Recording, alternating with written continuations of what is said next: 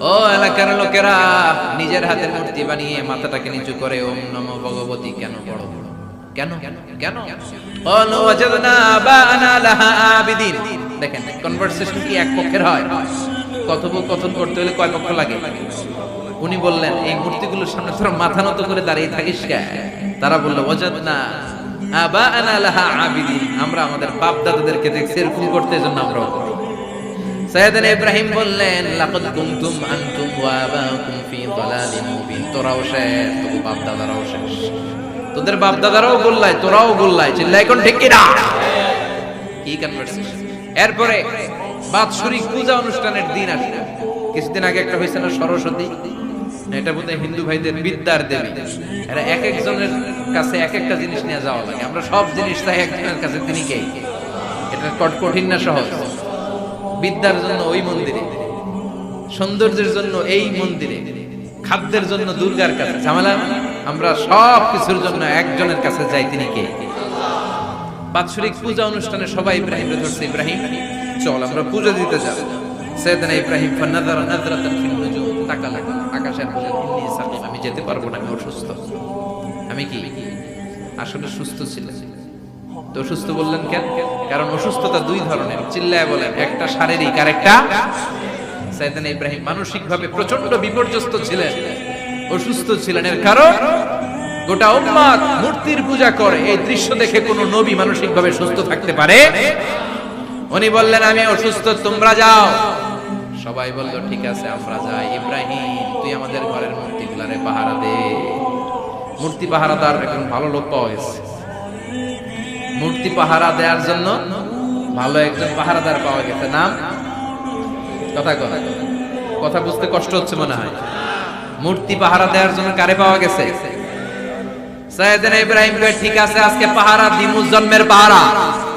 যা তোরা দিতাছি, পাহারা দিতেছি যা। এইবার সাইয়েদনা ইব্রাহিম মূর্তির ঘরে ঢুকলেন। দেখেন কি সুন্দর কথোপকথন আল্লাহ তুলে দিলেন। আল্লাহু আকবার। মূর্তির ঘরে, দেবীর ঘরে ঢুকে উনি ঘুরে ঘুরে তাকায়, দেখে একটা এমনি হাত আর একটা ব্যাগ, 14-15টা হাত নিয়ে তাকায় আছে। উনি সবগুলোর সামনে এভাবে তাকায় আছে, দেখে এক একটা চেহারা। একটা হাতি গণেশ স্টাইলের, আরেকটা এরকম, আরেকটা নাড়ি, আরেকটা বাঘের, আরেকটা তলোয়ার নিয়ে আইতাছি কোপায় ফেলায়, আছে না নাই? সবগুলোর সামনে যায়, যে যে দেখে আর অবাক, কত ধরনের খোদার কাছে এরা কত কিছু চায়। আর যে দেখে প্রত্যেকটার সামনে ডেজার্টস আইটেম, মিষ্টান্ন, এক একটার সামনে রসমালাই, এক একটার সামনে কালো জাম, লাল জাম, রসগোল্লা, চামচাম, দুধ মালাই, মালাই চপ, আছে না নাই? জিভে পানি চলে আসছে দেখেন। তো সাইয়েদনা ইব্রাহিম অবাক, কি রে এত মূর্তি, এত ডিজাইন, এত ভাবে আর অঙ্গভঙ্গি করে আছে, এত খাবার দেয়া, খায় না কেন? সাইয়েদনা ইব্রাহিম ভাবলেন মনে হয় নাগাল পাই না, আমি একটু তুল্লা ধরি। উনি রসমালাইয়ের বাটিটা নিয়ে যেটা হা করে আছে ওইটার সামনে যায়, কয় খা। কি কয়? বানাই কইতেছি। ফারাগা ইলা আলিহাতিম, মূর্তিগুলোর কাছে গেলেন। ফাকালা আলা তাকুলুন, খাবি না? ওই খাবি না ডারে আমি কিছু খা, কোরআন থেকে বলছে, ঠিক কি না? উনি ভাবলেন ওরা হয়তো খেতে পারে না, নাগাল পাচ্ছে না, কিংবা আমারে দেখে লজ্জা পাচ্ছে। নিজ থেকে রসমালাইয়ের বাটি তুলে ধরলেন, উনি বললেন খা। আর ওগুলা কয় হা হা করে বলছে, নরেও না সরে। উনি মুখের সামনে তুলে ধরে বললেন আলা তাকুলুন, খা। সবগুলার সামনে গেলেন, খা খা। কেউ খায় না, ওগুলো হা করে আছে। সাইয়েদনা ইব্রাহিম বললেন খা। কেউ কথা কয় না। উনি বললেন খাবি না কেন? তাইলে কথা কয়। এই যে কষ্ট করে উড়াইলি, মুখের সামনে দিলাম, খাবি না কেন? কথা বল। আলা তাকুলুন, খাবি না কেন? কথা বল। মা লাকুম লা তাতাকাল্লামুন, খাবি না কেন? মা লাকুম লা তানতিকুন, হয় খা নয় কথা কও। বলতেই লাগে খা খা। প্রত্যেকটা মূর্তির সামনে গেলেন, খা। ওগুলা করে আছে হা, কোনো কথা কয় না। কয় কেন খাবি না? তাহলে কথা কয়। খায়ও না, কথাও কয় না। আপনার ছেলে বায়না ধরছে, আব্বা চানাচুর কি খাবো? চানাচুর কিনে দিলেন, এই না চানাচুর। এখন চানাচুর খায় না। কিরে বাপ খাবি না কেন? কথাও কয় না, খায়ও না, কথাও কয় না। এখন বাকি আছে কোনটা? কথা কর। ফারাগা আলাইহিম দারবাম বিল ইয়ামিন, ডান হাতে কোপানো শুরু করলেন। ইচ্ছা মতো ঘুষি কিল মারতে মারতে মূর্তিগুলার সাইজ। ফারাগ আলাইহিম দরবাম বিল ইয়ামিন, এক একটা নবীর হাতে জান্নাতি শক্তি দিয়েছে কে? খা নাইলে কথা ক, খায় না, কথাও কয় না, বাকি আছে মায়ের মারতে শুরু করলো। মারতে মারতে সব শেষ, তারপরে খুঁজে পেলেন একটা কুড়াল। কি পাইলেন? কুড়াল দিয়ে মারতে আরো সুবিধা, খালি এটারে এভাবে মারে ওইভাবে মারে, মারতে মারতে যতগুলো মূর্তি ছিল সবগুলো মেরে বড় মূর্তিটার গায়ে মারতে যাবে, in the meantime stop না, এটারে মারো না। ফাজআলাহুম জুদাদান, সবগুলোর টুকরা টুকরা, ইল্লা কাবীর আল্লাহুম, বড়টা ছাড়া ওইটারে রেখে দিলেন। আর বুদ্ধি করে কুড়ালটারে বড়টার কাঁধে ঝুলাইয়া দিলে, বড় মূর্তিটার কাঁধের মধ্যে ঝুলাইয়া দিলেন। ঘটনাটা সুন্দর হয়েছে না? এখন কেমন যেন মনে হয় এটা কুপাইয়া দাঁড়া রয়েছে বাবার বেটার মনে। বড় পূজার শেষ, পূজার দিনক্ষণ শেষ। বিকেল বেলা পূজা মণ্ডপ থেকে সব এসে দেখে সর্বনাশ। পাহারাদার ইব্রাহিম কই, আনতা ফাআলতা হাদা বিআলিহাতিনা ইয়া ইব্রাহিম। ইব্রাহিম, সর্বনাশ কে কইছে? তুই কইছস নি? কই আইন বড়টাই কইছে, ওইটারে জিজ্ঞেস কর। বাল ফাআলাহু কাবীরুহুম হাদা ফাসআলুহুম ইন কানু ইয়ানতিকুন। কোরআন থেকে বলছে, আমি করি নাই। ওই দেখ কুড়ালটা কার কান্দে, বড়টার কান্দে, ওইটারে জিগা। সবাইকে খাইছে। সবাই বলে, ইব্রাহিম তুমি কি জানো না এগুলো কথা বলে না? সাইয়েদনা ইব্রাহিম বলে যে এটা কথা কয় না, ওইটার পূজা করস কে? যেটা কথা বলে না, যেটা নিজেরাই নিজেদেরকে মায়ের থেকে বাঁচাতে পারে না, নিজেরাই নিজেদেরকে রক্ষা করতে পারে না, তোরে কিভাবে রক্ষা করবে? এগুলোর পূজা কেন করিস? ফাবুহিতাল্লাযী কাফার, কারো কোনো জবাব নাই, লা জবাব। সবাইকে, ইব্রাহিম তুই বড্ড বেড়ে গিয়েছিস, তোরে নমরুদের কাছে নেওয়া হবে, রশি দিয়ে পেঁচিয়ে নমরুদের কাছে নেওয়া হবে। নমরুদের নাম শুনছেন? শোনেন নাই বোধহয়? শোনেন নাই? পৃথিবীতে 4 জন বাদশা ছিল, যারা গোটা বিশ্বের বাদশা। গোটা বিশ্বের 2 জন কাফের, 2 জন মুমিন। মুসলমানের একজন হচ্ছে যুলকারনাইন, আরেকজন হচ্ছে সাইয়েদনা সুলাইমান।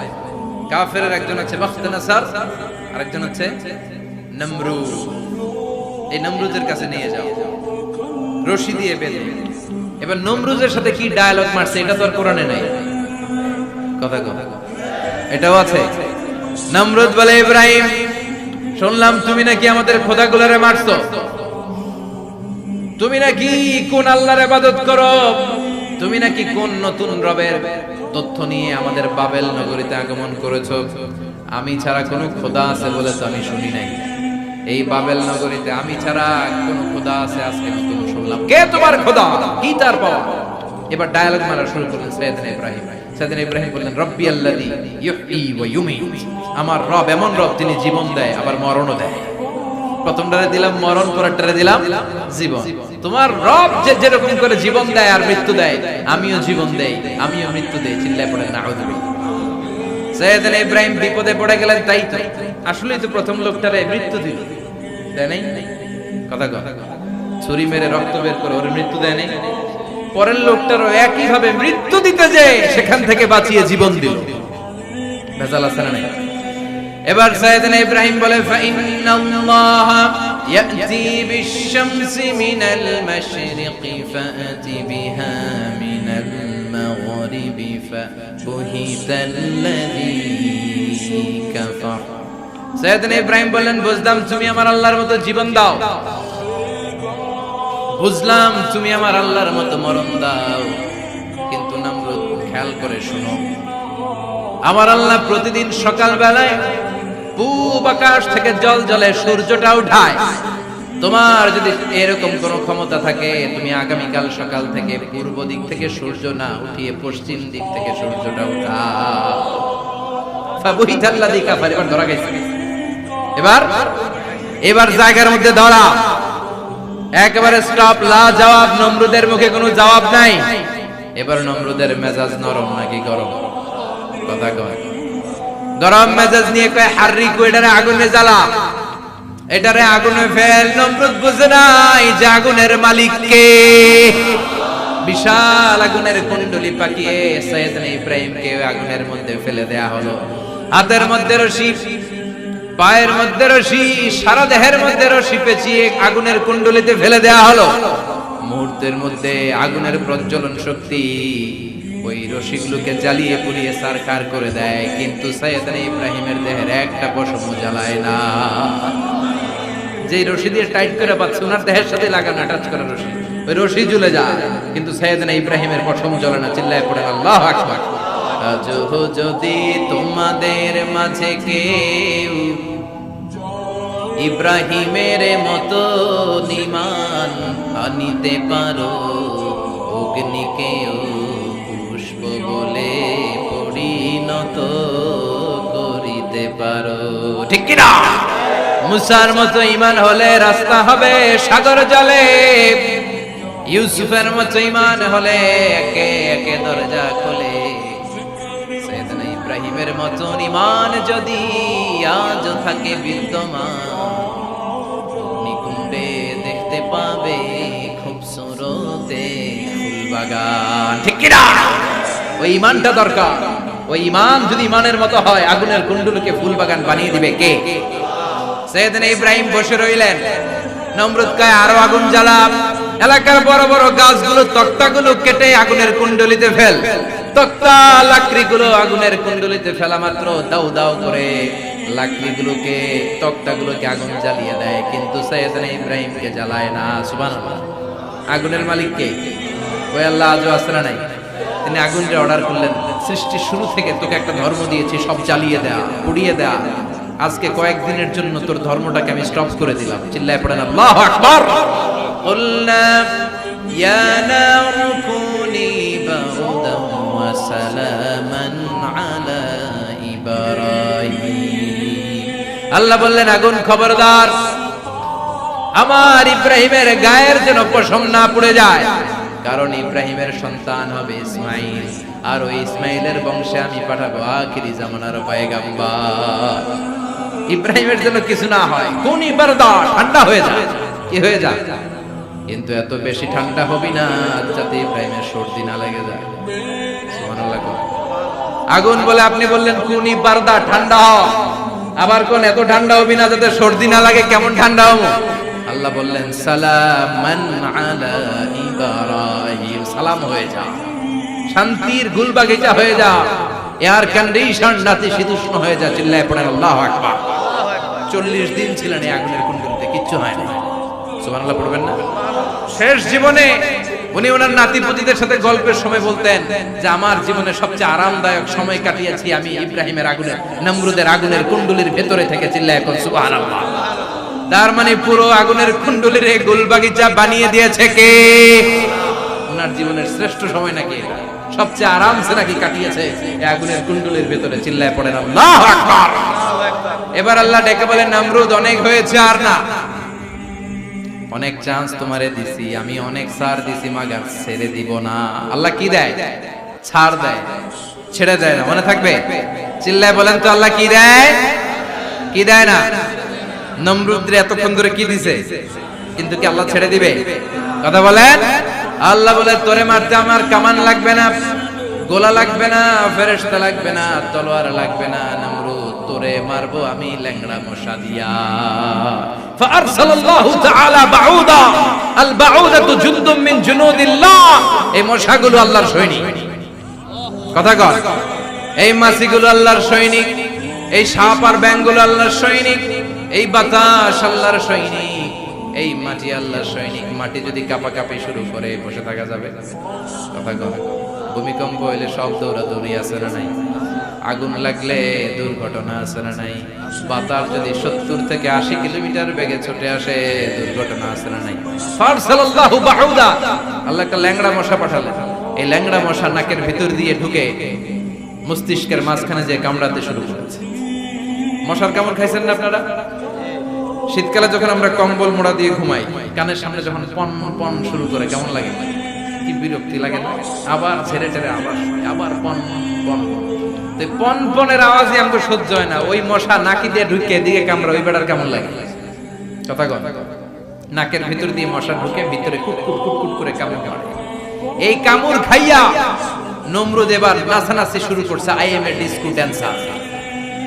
ওর ড্যান্স দেখে সবাই হাসে, একেবারে I M A disco dancer. Or dance দেখে সবাই অবাক, ঘটনা কি? খোদায় লাফায়। এতদিন ধরে সবাই নমরুদের পূজা করতো আর বলতো নমরুদ সবচেয়ে বড় খোদা, নমরুদ সবচেয়ে। এখন খোদা কি করে? ড্যান্স দেয়, চিল্লা। এখন কি দেয়? এবার নমরুদ বাঁচার জন্য মাথার মধ্যে আঘাত করে, কিন্তু মশা বের হয় না। চিল্লায় আওয়াজ করে উত্তরে বলেন, মশা ঢুকছে কার অর্ডারে? এই মশা বেরোবেও কার অর্ডারে? মাথার মধ্যে আঘাত করে ঘুষি মারে, কিল মারে, কিন্তু মশা বের হয় না। এবার আশেপাশের যারা আছে খাদেম খুদ্দাম কয়, তোরাও ঘুষি মার। খাদেম খুদ্দাম মনে মনে কয়, আজীবন অনেক মারছস, আজকে আমরা মারুম। সুযোগ পায়া কিলের উপর কিল আর ঘুষি। আজীবন অনেক কাজ করাইছিস আমাদেরকে দিয়ে, অনেক জুলুম করেছিস, আজকে সুযোগ পেয়েছে মতো মাইরা লই। খাদেম খুদ্দাম ওরাও কিল ঘুষি। ঘুষাইতে ঘুষাইতে চেহারার মানচিত্র পাল্টাই দিছে, মাগার মশা বের হয় না। এই মশা ঢুকছে কারা দেশে? কথা কর। এই মশাটা যদি বেরোতে হয়, অর্ডার লাগবে একজনের। চিৎকার করে বলেন, তিনি কে? নিজেও মারে, বেরোয় না। খাদেম খুদ্দামরা মাথার মধ্যে কিল ঘুষি মারে, বেরোয় না। নমরুদ কয়, এবার আমারে জুতা মার। কি মার? আমরা পরি প্লাস্টিকের জুতা, পাটার জুতা, অ্যাপেক্সের জুতা। আগে করতো খরমের জুতা। খরমের জুতা বানাই কি দিয়া? কথা কর।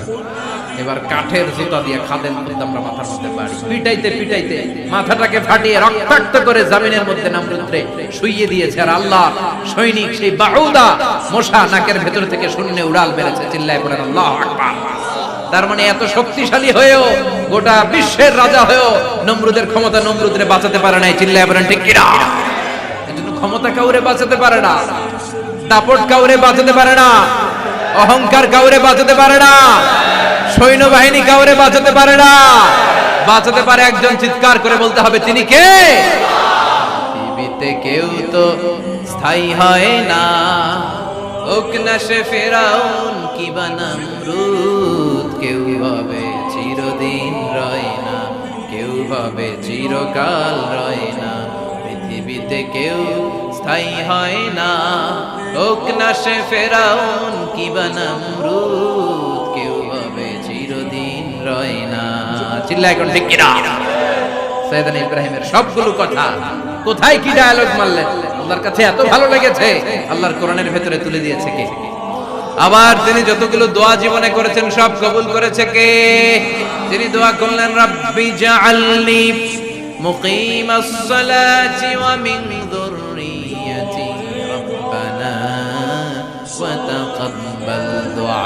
হে নামাজি, আমার ঘরে নামাজ পড়ো আজ, দিলে মে তোমার চরণ তলে হৃদয় যায় নামাজ। এ নামাজি, আমার ঘরে নামাজ পড়ো আজ, দিলে মে তোমার চরণ তলে হৃদয় যায় নামাজ। আল্লাহু আকবার পড়েন। তিনি দোয়া করলেন, আল্লাহ রাব্বি জাআলনি মুকিমাস সালাহ। আল্লাহ আপনি আমার নামাজ কায়েমকারী বানান। কি কায়েমকারী? তার মানে নামাজ পড়লে সবাই মিলে পড়তে হবে, ঠিক কিনা? নামাজ কায়েমকারী বানান। আমার সন্তান ইসমাইলের নামাজ কায়েমকারী বানান। আমার দোয়াটা কবুল করেন। কবুল করে নিল কে? আবার বললেন, আল্লাহ মক্কার নিরাপদ বানান। কবুল করলো কে? আবার বললেন, ওয়াবা'আস ফীহিম রাসূলা। আল্লাহ এই শহরে একজন নবী পাঠান। কবুল করলো কে? যত দোয়া করছে সব কবুল করে নিল কে? এজন্য সাইয়েদনা ইব্রাহিমের জীবনী থেকে কি কি শিক্ষা কোনটা শুরু করেন? নাম্বার 1, আল জিহাদু দিদ্দা শিরক। ওনার জীবন থেকে প্রথম শিক্ষা হচ্ছে শিরকের বিরুদ্ধে জিহাদ। মুমিনের জীবনে জিহাদ চলবে কিসের বিরুদ্ধে?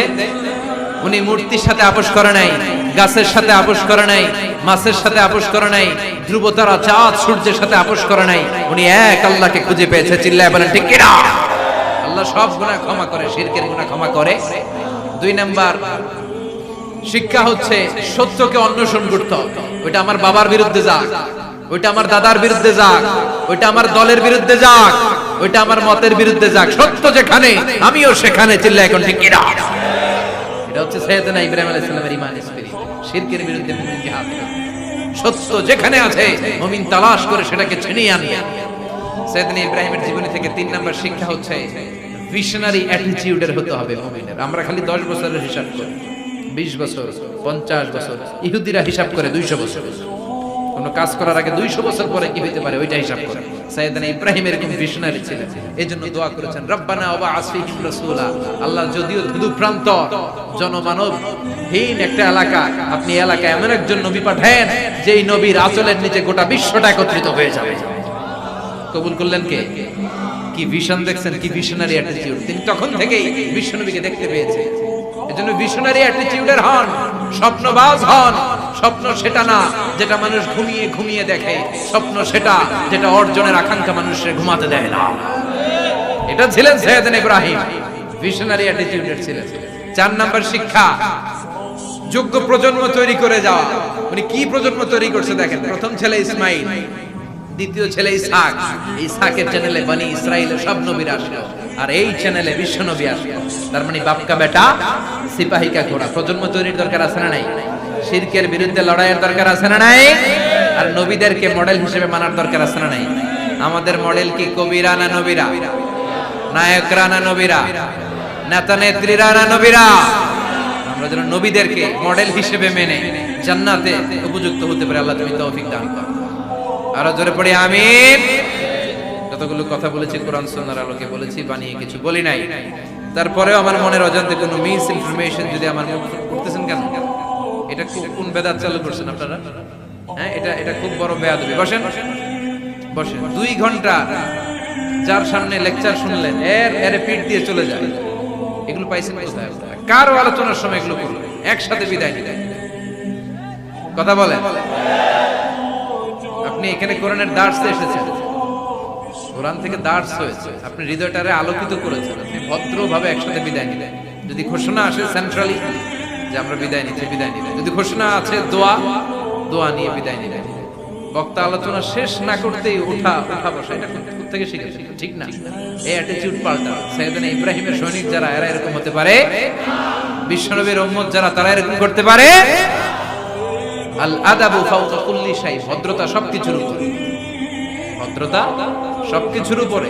আমরা যেন মুআদ্দাব হই, আদব বলা হই। আল্লাহ তুমি আমাদের বোঝার তৌফিক দান করো। নবীরা যে শিক্ষা, যে উপমা, যে মিসাল আমাদের জন্য রেখে গেলেন, আমরা যেন এগুলো আমল করে জীবনটারে আলোকিত করতে পারি, তৌফিক দান করো। সাইয়েদনা ইব্রাহিমের জীবনী গ্রন্থ ঘরে থাকা চাই। আমি দেদারসে আলোচনা করে যাই না, আমি বাড়ির কাজ দিয়ে যাই। সাইয়েদনা ইব্রাহিমের জীবনীর একটা গ্রন্থ, ওনার বায়োগ্রাফি অফ সাইয়েদনা ইব্রাহিম আলাইহিস সালামের একটা জীবনী গ্রন্থ আমাদের ঘরে থাকার দরকার আছে না নাই? কিনতে রাজি আছেন সবাই? পড়তে রাজি আছেন? নিজে পড়বেন, আলোকিত হবেন, এই ধরনের বই অন্যকে উপহার দিবেন, সমাজটা আলোকিত হবে। ঠিক কিনা? আল্লাহ আমাদের সবাইকে বই বোঝার তৌফিক দান। সুবহানাকাল্লাহুম্মা বিহামদিকা আশহাদু আল্লা ইলাহা ইল্লা আনতা আস্তাগফিরুকা ওয়া আতুবু ইলাইক।